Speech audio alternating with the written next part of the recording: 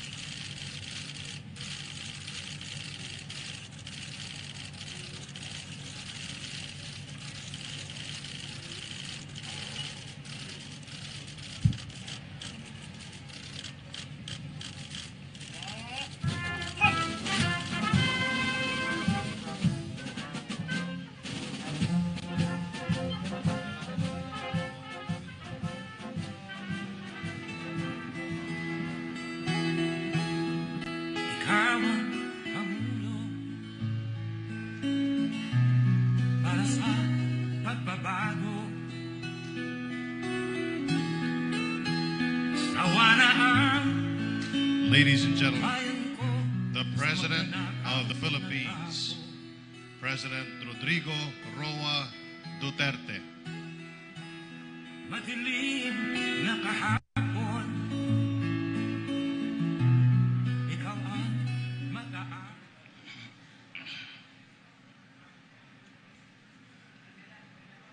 Hindi na.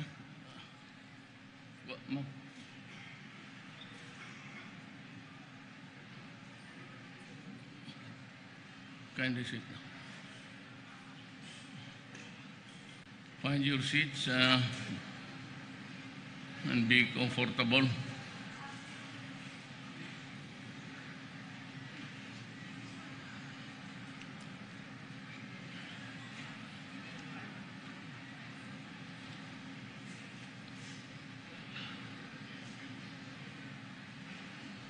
Good afternoon.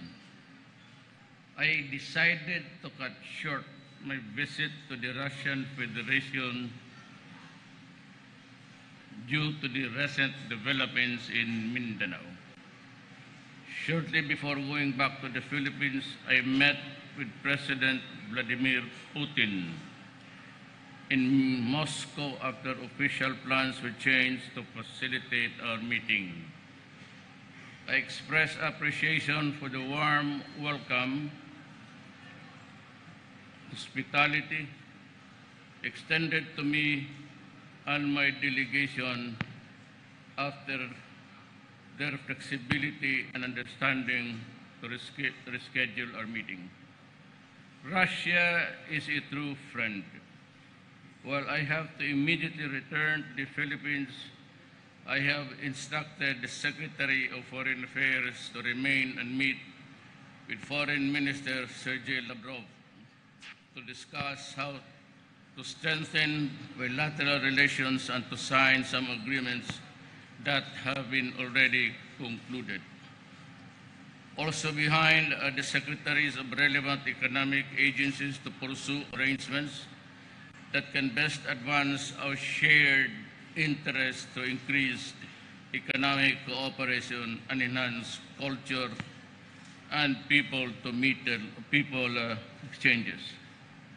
We look forward to strengthening political and security relations with Russia and to building security cooperation framework attuned to the responsive of the present needs and challenges. The emergence of new forms of terrorism and the existence of non-traditional security threats reinforce the need to broaden and widen our network of friends and allies to strengthen our security cooperation. While we seek to enhance regional and global collaboration in pursuing our common desire to attain peace and stability, there is a pressing need to directly confront and manage our national security. The series of terrorist acts committed by the Maoti group resulted to the loss of lives of our citizens including policemen and soldiers, and the destructive nature of their fight, thereby destroying properties and displacement of innocent civilians. The issuance of September 2016 of Proclamation number 55 series of 2016 declaring state of national emergency provided our law enforcement and security forces an enhanced expanded mandate to perform their responsibilities. We are still in the state of emergency. The sporadic skirmishes with the Marawi group continues, showing the group's capability to sow terror and unleash harassment and inflict destruction not only in Lanao, Luzon, but also in other parts of Mindanao and even in the Visayas. Last May, the same Mauti terrorist group has taken over a hospital in Marawi City, Lanao del Sur, established checkpoints within the city, burned down certain government facilities, and inflicted casualties on the part of government forces, and started flying the flag of the Islamic State of Iraq and Syria, otherwise known as ISIS, thereby removing from the allegiance to the Philippine government this part of Mindanao and deprive the chief executive of his powers and prerogatives to enforce the laws of the land and to maintain public order and safety in Mindanao, thereby constituting the crime of rebellion. By virtue of the powers vested in me by the Constitution and by law, I had to declare martial law in the Mindanao Group of Islands for a period that exceeding 60 days, effective as of May 23, 2017. The privilege of the writ of habeas corpus is likewise suspended in the opposite area for the duration of martial law. Government may consider the covered areas of martial law in the event that members of the Mauti Group and other ISIS-affiliated terrorists seek sanctuary or expand their terroristic activities in the Visayas and Mindanao. In all decisions and actions, let me assure you that primordial concern is the safety and welfare of our people. It is our constitutional mandate to enforce the law and provide security. It is our constitutional duty to ensure that every family, every community, all Filipinos are assured to live in peace and harmony. We will stay true to our mandate and duty.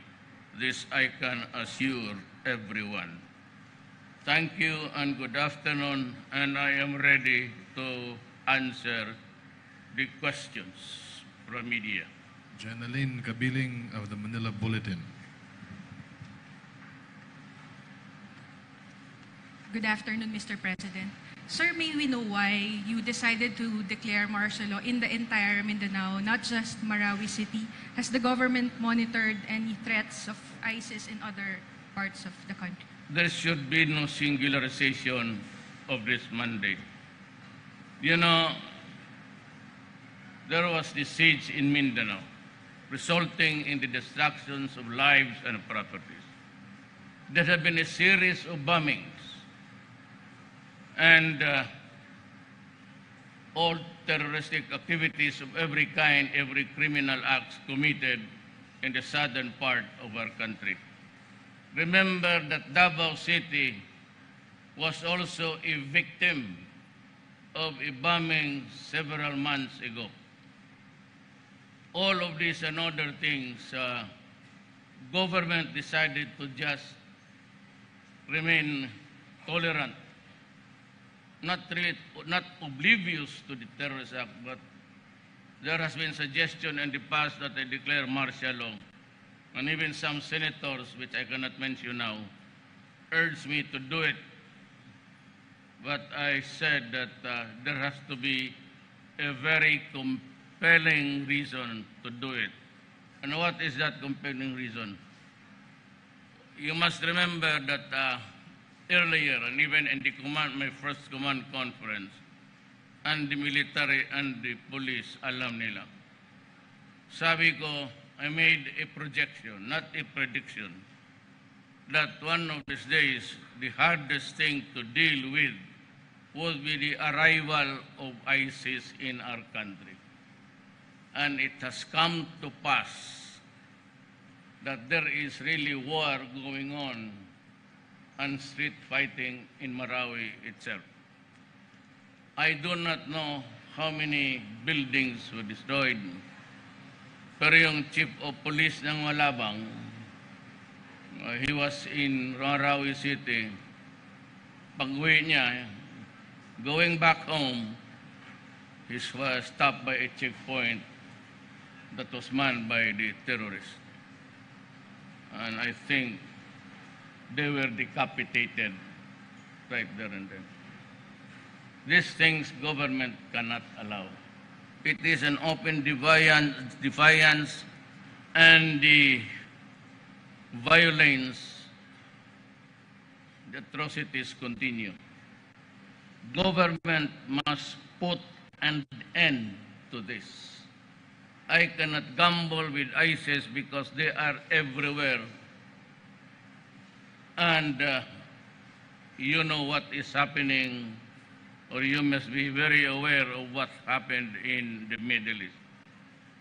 I was asked during the debates in LaSalle, but unfortunately I was the only candidate who showed up, and I was asked what would be my response to terrorism. And I said I would be harsh, and harsh in enforcing the law. Just a few days ago, and in the past months, I have always said, do not force my hand into it. Because if I start to declare martial law, I will solve all the problems of Mindanao connected with law and order. As president, if I cannot confront them, I will resign. If I am incompetent and incapable of keeping order in this country, let me step down and give the job to somebody else. But I will deal with the problem as it is. Most of you were witnesses many years ago when President Marcos declared martial law. It will be solely between the Commander-in-Chief and the armed forces and the police. But I will assure you that I am not willing to allow abuses.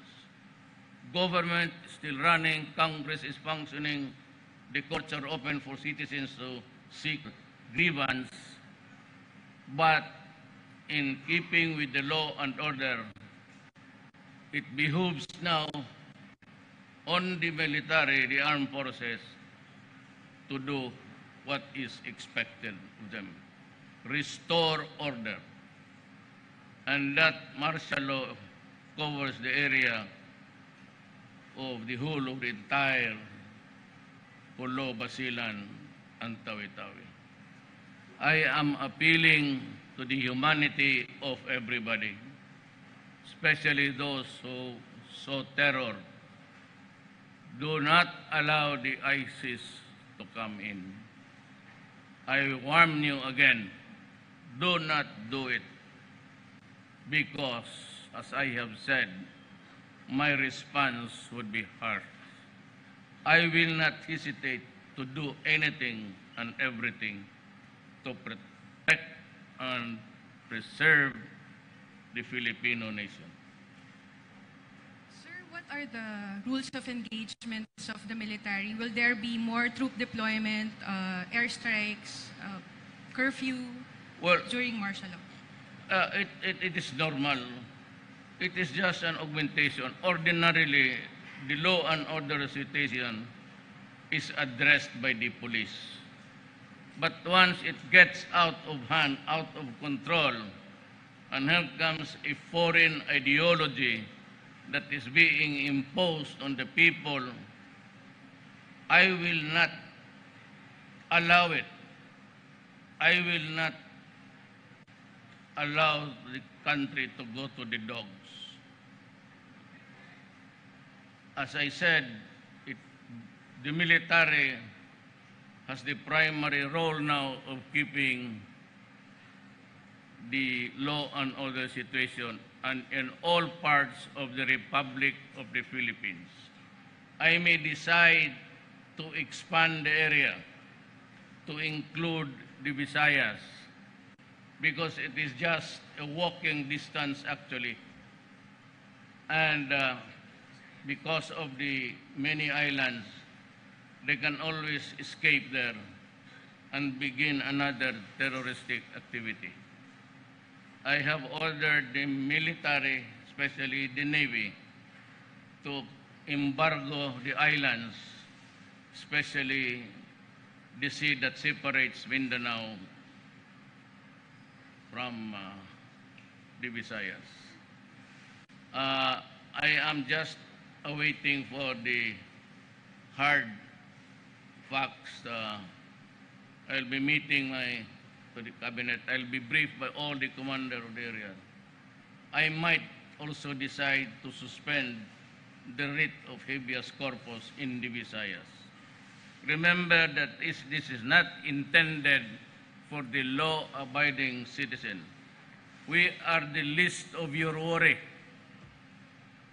But if you confront government, and my orders are, one, to enforce the law, and anyone caught possessing a gun and confronting us with violence, my orders are shoot to kill. I will not hesitate to do it. Human rights is different. It is an institutional theory which we will preserve and observe. I said I will not allow abuses. The courts are open. But anyone now holding a gun, confronting government with violence, my orders are spare no one. Let us solve the problem of Mindanao once and for all. Kaya ko sinasabi nung paalis na in the past, all the problems that ails Mindanao. It would take me maybe 60 days, 15 days, but you can be very sure that the response of government will be not only equal but commensurate to the resistance of the law. Checkpoints will be allowed, searches will be allowed, arrest without a warrant will be allowed in Mindanao. And I do not need to secure any search warrant or a warrant of arrest. If you are identified positively on the other side, you can be arrested and detained. All.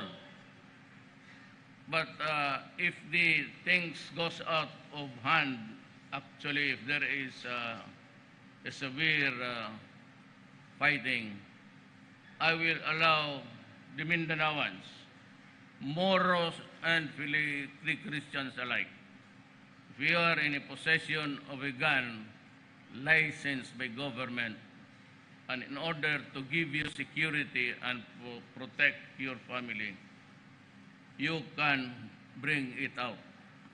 just show your ID or your license, especially your license. I said, pagka nagpatayan na pati civilian, I will allow the civilians to carry their guns outside of the residence.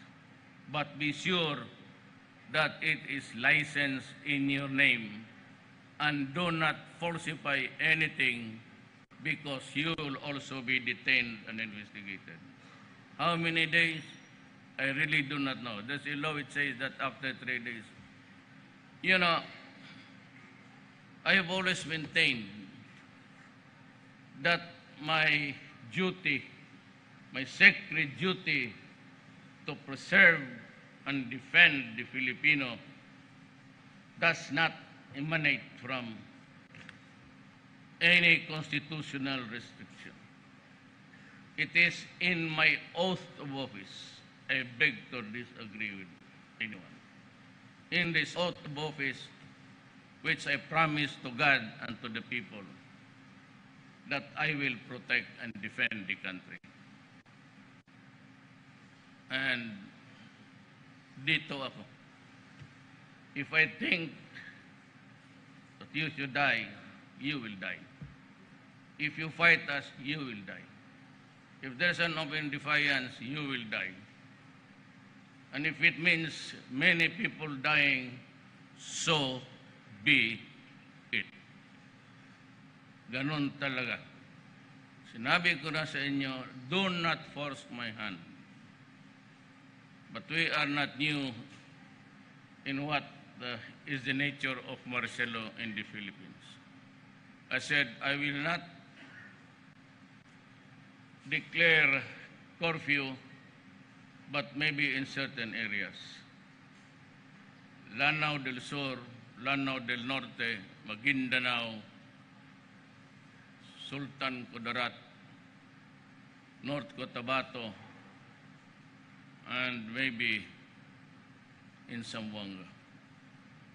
To protect the civilians altogether, after the meeting with the cabinet in a few hours, I will issue the corresponding orders to respond to the challenges of providing security for the people. Kayo namang walang mga kasalanan at wala kayong gawin sa gabi. There is no connection of energy doon patay. And maybe they will try, I'm just anticipating, to blow up the towers that carries the energy towards Mindanao. And I said, do not do it, because anyone holding a gun, I will issue the necessary orders in providing for the civilians to carry their guns, but not now. And of these places, there will be curfew to enforce by the police and the military. Good afternoon, sir. I'm Ina Andolong from CNN Philippines. Sir, before you left Russia, you gave an interview and you said that the martial law declaration will not be any different from the martial law declared by former President Marcos. How so, sir, considering that that martial law was hounded by allegations of torture and abuse? Martial law of Mr. Marcos was very good. It was intended really, you know, as far as I can concern, I know, and I'm concerned, I would say that the only importation of firearms outside of the country ever to happen was the Karagatan. All others were locally generated. Lahat yung halos karamihan, either ipagbili ng may hawak ng baril, prenda, ganon. And for those military offenders, you will have a summary hearing of a martial court. Military, they will be subjected to military laws. And I said, I warned everybody, everybody is everybody. The members of the military, police, and everyone, do not try to challenge government. No abuses of any kind. The courts are open. You can always go to the court. But in Mindanao, the remedy of habeas corpus is not available for you. And I will detain you, they said 36 hours. That is only when everything is smooth and you are only dealing with criminals and wrongdoers. I have a serious problem in Mindanao, and the ISIS has taken, their footprints are everywhere. And there are many, many foreigners and Caucasians looking.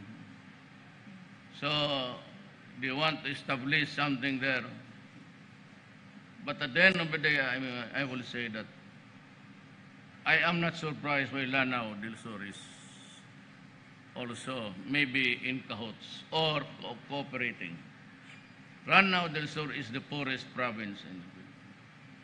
So in the next few months, the more available money will be used to introduce improvement of the place of every kind.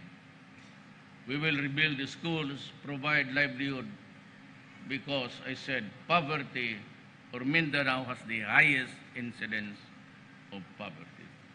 So I am not surprised, and even the NPAs. So we have resumed the talks now. Last time was Doresa calling it, but I said I will not sign anything if there is fighting. I do not want to pick a fight with you guys, and I am referring to the NPAs. Allow me to focus the problems in Mindanao, and maybe the spillover in the Visayas and in Luzon. If I think that the ISIS has already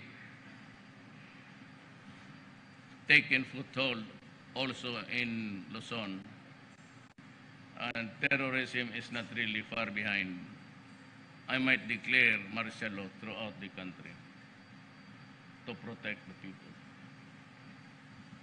Sir, do you think 60 days is enough, or are you looking at the possibility of going beyond 60 days? Well, if it is not enough, I have told the Senate President who was with me, who was with my entourage in Moscow. Just only too bad that I had to abbreviate my trip because of what happened. We would have needed the services of everybody. And let me also remind in passing that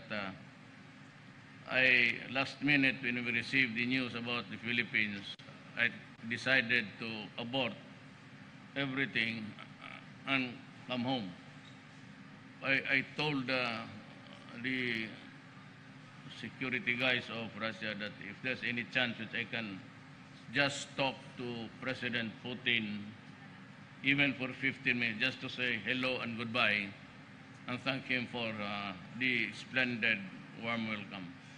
But he was in another region of Russia. You know, Russia is here it's so huge and vast. Ibang parte ng Russia is in Asia. And the other end, westward, is Europe. So it expands, the expanse is really very. But he decided last minute to fly, I don't know from where. And I was just asking for 10 minutes. We had about an hour and a half. We discussed everything, economic, security, assistance. And I said, I come here not really to ask for anything, but I ask that we be friends and allow me to do trade and commerce via your country in the eastern side of Europe. I am not in a position to divulge anything. Let me just use the word very productive. With me was the Secretary of Foreign Affairs and the Defense Secretary. And it was good. And I am both today happy that President Putin was very accommodating, as a matter of fact, very liberal. But I'm also sad because our countrymen are suffering in Mindanao right now.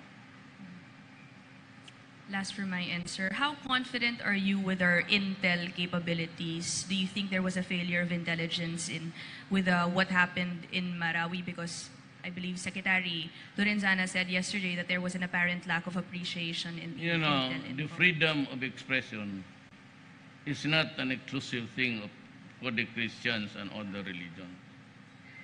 Marami na silang pumunta dito, especially in the guise of being a member of the Tabligh. Tabligh is an organization that would be similar to what the Catholics would call the Knights of Columbus. And if they had been in and out of the country without really bringing anything that is prohibited, contraband of drugs, we do not have the power to just confront them and drive them away. If it is a religious connected activity, we cannot just, there is freedom of expression and freedom to worship your own religion. It is guaranteed in the Constitution. And it is not an exclusive right for Christians and others religion. It applies to all the Filipino nation because we follow democracy. Andito na yan sila noon.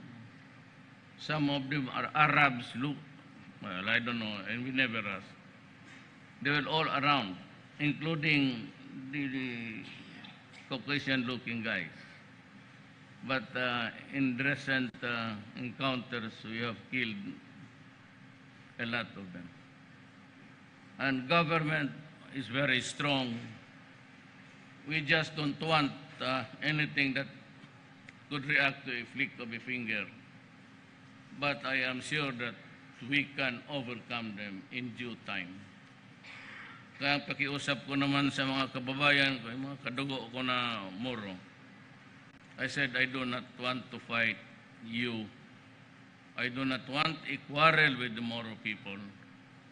And the talks between the MI and the MN and the others will continue. We will continue with the talks. Miswari is out, enjoying his freedom outside. And if Maria Season will come home, I will allow him. And he can have also his freedom. Maria Season is old, is sick, and he deserves to be where he belongs, considering the imponderables of life. Lahat naman tayo, we go sometime. And it is a terrible thing, I said, to die in another country. So all those NPAs, and in the meantime, if there is a cessation of hostilities, you can go anywhere. But my orders to the armed forces and to the police, they cannot be denied, or government cannot deny access to any barangay in any part of the Philippines. Nobody claims their territory, including the Communist Party. Sabi nila, this is a controlled, no such thing. Every inch of this republic is owned by the people of the Philippines, government. Kaya kayong sa mga NPA, those in the bundok, you can come down and have dinner with me in my house as long as we stop fighting. But, you know, this is a 50-year war. Mag-50 years now. That's why I was posing a question to them. What do you want? Another 50 years of fighting? I do not want it. I loathe it. I hate it. I hate killing Filipinos. But do not give me no option. Because we are prepared, government is to wage war for another 50 years, or at least during my term.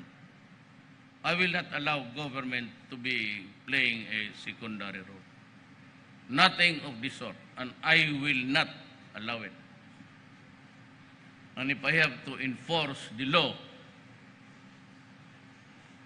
ang target ko kasing isa yung droga. As I have said before, nobody was listening, and the skeptics and the hypocrites itong human rights. Itong droga na ito is being produced in numbers. And every time we make raids, tangkidigara tawag nila sa atin, our tanks and everything are put to use because they are well defended with machine guns and everything. I have lost more than 200 soldiers and personnel. If you count the previous atrocities, including the Zamboanga siege, marami na akong patay na sundalo, pati pulis. This has to stop. This has to stop. So everyone, let go of your firearms. It could be a pistol, revolver, or it could be a rifle, because you will die. My orders are really to shoot. And for the police, I was outside when this happened. There was also kidnapping by the police. My order was 2 million apiece, dead or alive. Saan niyo sabihin niyo, human rights you're listening. Duterte, andito na naman siya. Saan niya natutunan niyang dead or alive? Reward, dead or alive? Sa Amerikano. Sa mga sine, si Clint Eastwood, si Gary Cooper, tapos si Jesse James, Billy the Kid. Reward, dead or alive. So what's wrong in copying a good method of attaining peace? All you have to do is follow the Americans. Kayo nag-invento niyang reward, dead or alive, 2 million for the neck, for the head of those policemen. Putang ina kayo, talagang papatayin ko. Tingnan. Let's say kayo. Sinabi ko nga kayong sa gobyerno, kayo ang mamaunang mamatay. Do not with me because you are adding trouble to the country. It will never be the same. Mindanao will never be the same after this. If I need another 60 days, I'll go to the Senate President and explain to him. He's from Mindanao. He's here, Senator Pimentel, the Senate President. And I've invited them to go to Davao and to listen to the briefing so that I can issue the order. As to ASO, I don't know if it is declared illegal or not. But it is the practice. I made a research. Martial law includes arrests without warrant, search without warrant. So if the ASO will be implemented by the armed forces and the police. I had so many in mind, but skeptical ako. It is dito na lang tayo sa present setup. The Defense Department under General Simato and the Chief of Staff. Anio is supposed to retire next week, but I said it's not good to be changing horses midstream. He is extended in his tour of duty for another 6 months. And after that, we will review. But he's supposed to take over DILG. Kasi may problema rin talaga tayo sa DILG. Especially the police. Pagka inutilita, not all. Few scalawags in between. But because of the lure of money, ang sindikato dito may galing sa CIDG, may galing sa Highway Patrol, may galing doon sa istasyon. May kanya-kanya silang sindikato, ang police dito, totoo. But Manila lang. Outside of Manila, Cebu is a hotbed of drugs. I think it was the floodgate of the drugs being produced. Ang terorista sa Mindanao has gone into production of shabu. And most of the fighters, even the young ones in Holo, when they fight the government security forces, most of the time lango sila. So they're suffering casualties. Kaya itong drugs talaga, pati ang pulis na nakikidnap. My surprise really was he was involved in that Korean kidnapping na namatay. He was assigned somewhere in Rizal, Taguig, I don't know. But he returned to his mother unit. I was still working the day he was captured for the recent kidnapping of a wife of an inmate in Montevideo.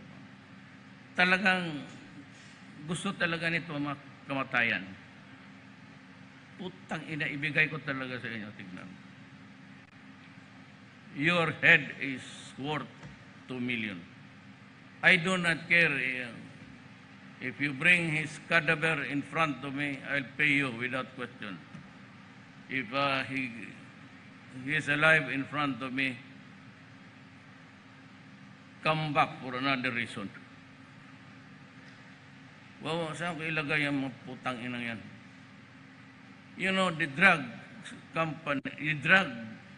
activity is being managed by people inside the penitentiary sa Bilibid.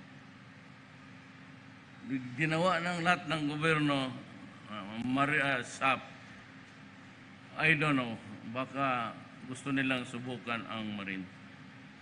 But lahat ng transaction, even in the Davao Penal Colony, doon ang mga tawag. May alam nito mga ulol, alam natin. And for that matter also, I would like to thank the United States government for helping us on the technical side. I do not deny the contribution of the United States. But because you make it hard for us to acquire on the reason that we are human rights violator, so I will advise the United States, do not come here because you are in the land of, sabi ninyo, violator of human rights. If you want to decide to protect the human rights of everybody, go to some other places. We will take care of the problem.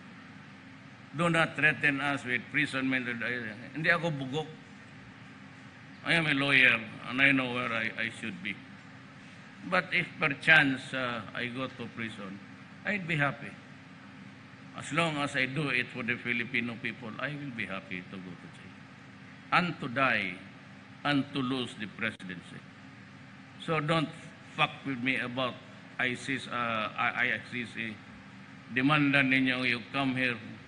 You do not even consult. Yung si gaga na yun. And I would like to put to task publicly this Reyes. You know, 5 years ago, Santiago, who was the PDEA chief, gave us a figure of 3 million. Ang binigay ni Reyes sa chairman sa Dangerous Board, yung accomplishment ni Bato ng PNP. That's 1.8. Ang dala-dala noong babae was 1.8. When I have been telling everybody everything that there's about 4 million drug addicts. And here comes a chairman, you're fired today. Get out of the service. You do not contradict your own government. If you are there, you're just a civilian member of the board. You are not the implementer of the law. The correct count is the police and the PDEA. Ibigay mo ng 1.8, dala-dala nung announce doon sa, there is too much interference with the advent of human rights. Lahat ng gobyerno pinapakialaman ninyo. That is why we have kept a distance, because you want to cancel the 23,000 rifles which we need for the police. Okay. Ang EU magbigay ng 200 million euros, maraming kondisyones, human rights, bla bla bla bla. Anong klaseng grant yan? And you know what? It was not my idea. Sonny Dominguez said, I did not accept it because that would give them a reason to interfere, which is correct. Alam mo yung Amerika magbigay, but including the go-around, bundling the story about allowing a country to pass a law to allow same-sex marriage. Ano kung hindi tarantado? Ano mo putang ina, katoliko itong... Tapos itong mga State Department, marang ulol. If you are an atheist or a...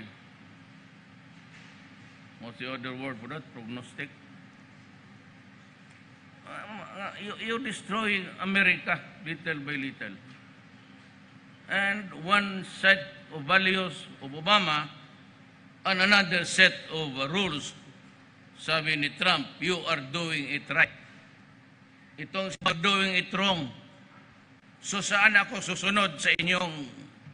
So if you cannot agree with each other, I would rather go to Russia, who is a very courteous leader, but very hardliner. Kanya talaga is the security of the state, period. No questions asked, and that is good. And in Mindanao, it will happen. May curfew sa dalawang Lanao, Maguindanao, Sultan Kudarat, maybe not Maguindanao, Kolo, Basilan, down to Tawi-Tawi. The military will enforce it. And if you violate the law when there is a curfew restriction, it is your choice to die. Putang ina, problema ninyo yan. When there is a curfew, it is intended to benefit everybody. So you will not fall victim to any misinformation, misapprehension, miscalculation. And we have the two Moro cabinet members, Secretary Alonto and Secretary Mamao, told them to go to home because I was talking with the general, if I could go tomorrow. Said there is still fighting. If you go there, the troops will be focusing on your security at makalimutan na yung problema. So sabi nila, huwag ka munang pumunta. Itong dalawa, Maranao rin to. Sabi, umuwi na kayo doon at pakiusapan. I said, I do not want to quarrel with anybody. I do not want to quarrel with my cousins in Lanao. That's far, but do not be in that group. Magpatayan lang tayo. Get out from harm's way. My question? Mr. President, we have one last question from Raymond Tinasa of Bombo Radio. Good afternoon, Mr. President.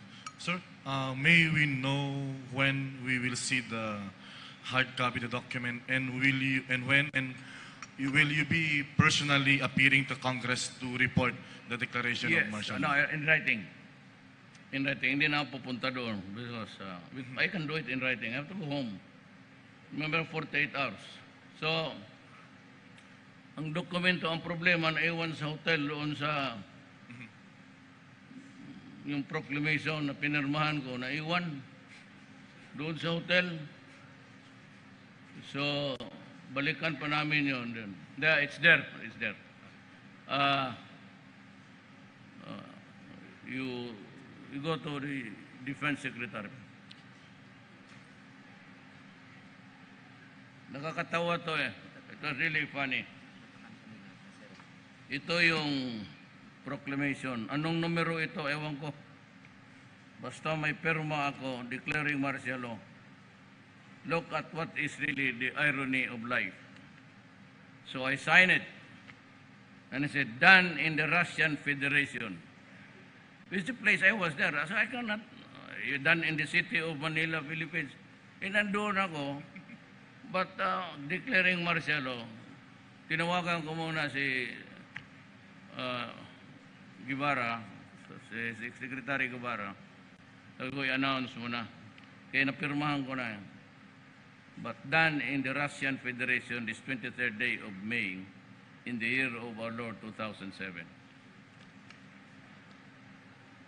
I have to go to Japan. This plane is very expensive. I look for another cheaper way of going there. Napuno na. But this will be my last. I won't travel anymore after this. Pagod na talaga ako. I said, tagal na ako. But the last is Japan. And if I sign anything there for the execution of somebody, I will say, done in Japan, this 7th day of June. We do not want violence. Purpose there is to maintain law and order. I'm sure the military hate and the police hate killing their own countrymen. Ibang istorya ito siguro pag gano'n. If the Chief of Staff is here, Jan Anyo, ikaw, sir, yung implementor. You get your orders from the civilian authority, Roy Simato. But ikaw ho ang mag-implement para wala ng question about civilian because you will be reporting to civilian officials. In the higher echelons of the authority, it must emanate from a civilian. So, Jonas Amato has been Chief of Staff. He was our ambassador in the Middle East crisis, transporting back Filipinos. There is no need at this time. But pagka ganon, ikaw pa rin ang utusan ko kasi ikaw may alam dyan sa saan yung mga magagandang Arabo. I'm sure you have toured the country. Any more? Sir, sir, what could be, aside from the curfew in the 3 or 4 provinces in Lanao, what could be the first order of the day, especially on the ground, that there are reports of some priests or church workers being held hostage by this Maute terror group? Well, we will try to save as many as we can or taking hostages now. That's why Secretary Alonto and Secretary Mamao, Brad ko yan siya, sabi ko, pumunta ka doon at try to talk sense to them. And I'm willing to go there to talk. Make no mistake about it. I'm willing to go to Marawi anytime. When you say that you want to talk about peace, lay down the arms, and I will go there and talk to them. The 3 of us. Puro man tayo Maranao, di makaintindihan tayo. So, ito yung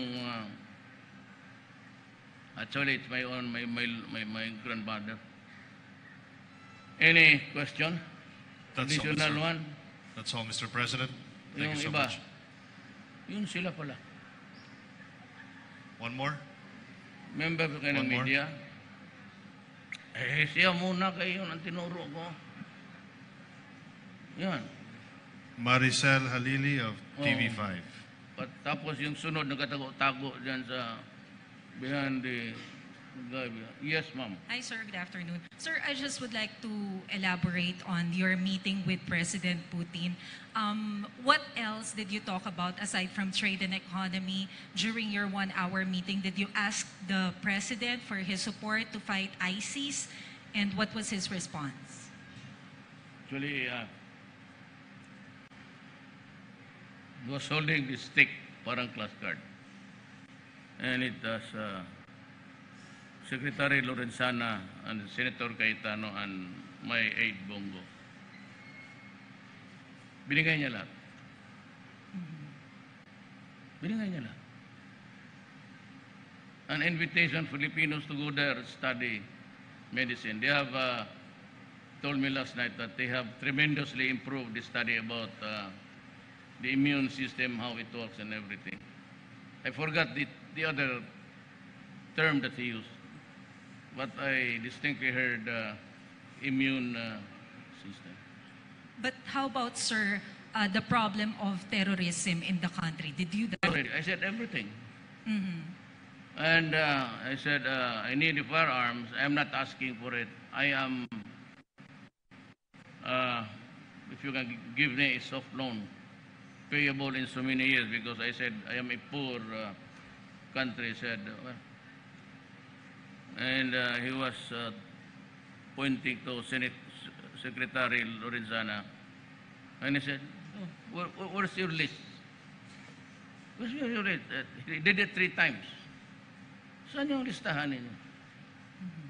So I'm very happy. It's an indication that he has, he never said no. He said yes to all the proposed agenda sa bilateral. Wala naman panahon. Because I had to go to yung mga parliamentarians nila. Then I had to talk to Medvedev, the premier. But because it was so sudden, sabi ko 10 minutes lang para magpasalamat ako. But it lingered on for about 1 hour and 30 minutes. And we exchanged ideas about terrorism, economics, and everything. And to all of us, I said, yes. Said, I will pay for it. I'm not asking for anything. Just give us time to, we are a poor country. Out of our savings, we will pay you.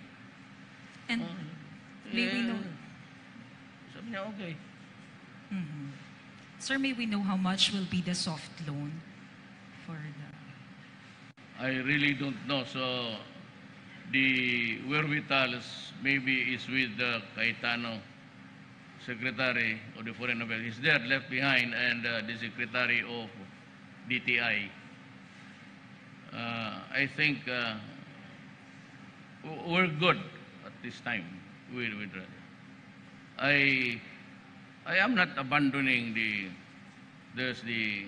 RPU is back. But that does not no longer needed to meet the challenges. In the first place, in case the Philippines is attacked, it's from the outside, never mention about an internal strife that could implode from within our own country to not explode, but it will implode in our territory. Okay, thank you, sir. He is very sympathetic, and by the way, he conveyed his condolences, his grief for those who have died. Yung chief of police ng Malabang, he happened to be in Marawi.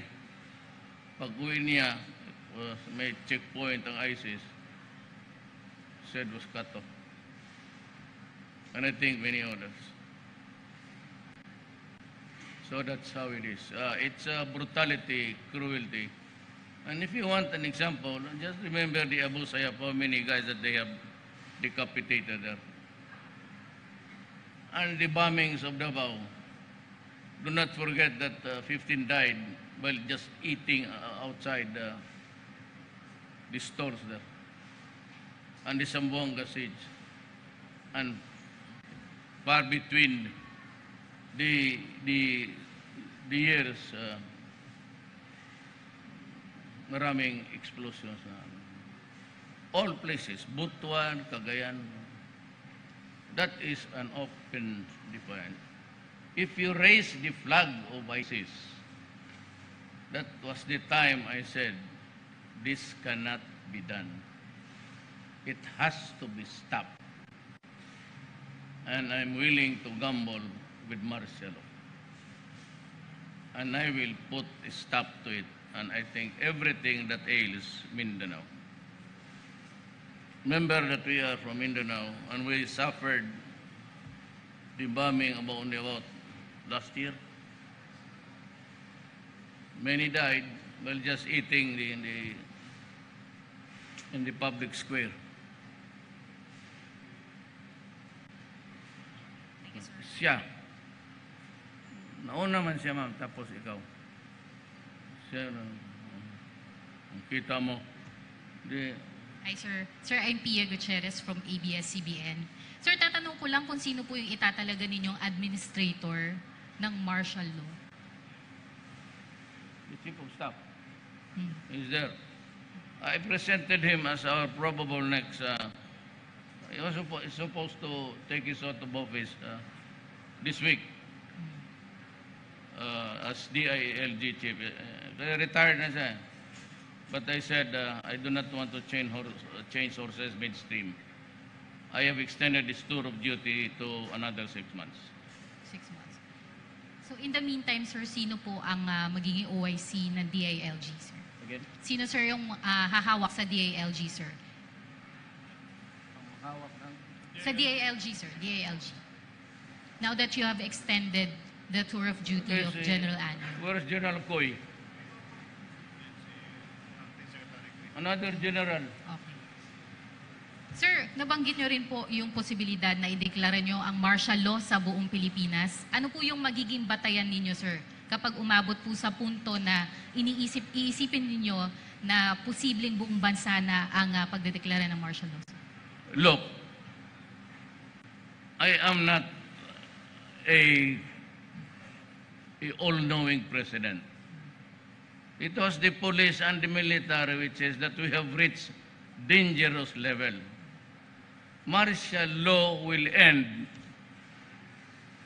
after the police and the military will tell me that everything is stabilized.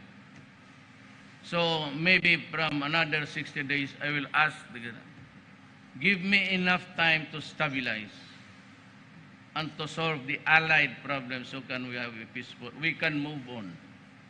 Otherwise, this remaining term of mine, 5 years plus, if I survive, it would have been remembered as an administration that did nothing. In face of violence, wala gawa. Ako ayaw, sambuhan kasi, I will not accept that kind of shit. I said, I do not have a quarrel with the Moro people. I am with you. There will be no abuses, none at all. Everything in government functions. But in Mindanao, it is different because I said, they forced my hand into it. At sabi ko, I hate doing it. But if I have to, I will. Ito na ngayon. Sir, last na lang po. Can you walk us through, sir, yung process po ninyo ng pag-decide na kailangan nang ideklara ang martial law, sir, sa Mindanao? Ano po yung, sino po yung una ninyong kinausap? Ano po yung mga naging konsiderasyon ninyo? Again, di ko makuha yung...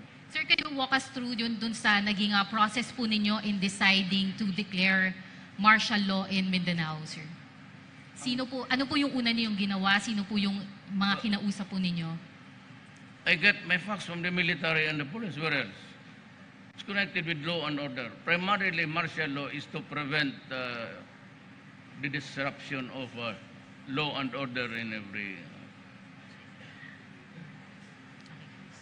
Thank you, sir. I travel 10 hours. My hearing, every time they say, Good afternoon, sir. I'm Celerina Monte from the Daily Manila Shimbun Japanese newspaper. Sir, with your declaration of martial law in Mindanao, how do you see this affecting our economy? Because there are some investors who raised concerns regarding this declaration. that is why I said, we must be fast and restore normalcy. If it can be done 1 week, I'd be very happy. But if it would take me until the end of my term to see that Mindanao is safe for everybody, I will do it. Sir, you have mentioned that you will push through with your trip. Of course, I have to ask Congress every time 60 days expires. Again. Sir, you have mentioned that you will push through with your trip to Japan on June 5 and 6. May we know what you're going to discuss with the Prime Minister during your meeting with him? Well, it's always money, trade and commerce. I'm not asking for anything, lalo na pera. They want to help. There are so many, they can finance it and we can pay, or they can operate it. If it's a toll or something else that's being used by the riding public, we can have an arrangement that can be acceptable to everybody. That's all. Thank you. Again, I would like to thank the Russian government, President Putin, for the splendid welcome and their desire to help. And I had to disrupt. Putin was somewhere else in the region of, and when he heard that I was in a hurry, he said that he would be flying in from somewhere, and we were able to discuss the matter. So we started at about 11, we finished about 2. We had a lot of things in common. Thank you so much, Mr. President. Salamat po. Ladies and gentlemen, the President of the Philippines, President Rodrigo Roa Duterte. Ikaw ang Pangulo para sa Inyo pong natunghayan ang naging talumpati ni Pangulong Rodrigo Duterte. Sa kanya pong talumpati nabanggit niya na kinakailangan niyang magdeklara ng martial law epektibo May 23 upang wakasan na ang karahasang nangyayari sa Mindanao. Kasunod nito, suspendido na rin anya ang habeas corpus. Dagdag pa nito na kung kinakailangan na ang buong Pilipinas ang isailalim niya sa martial law, gagawin niya ito. Ngunit paalala niya sa ating mga kababayan na ang pagdedeklara niya ng martial law ay para ito sa ikabubuti ng bansa tungo sa kapayapaan. Matatandaan na ang biglang pag-uwi ng Pangulo mula sa Russia ay nakipagpulong muna siya kay Russian President Vladimir Putin.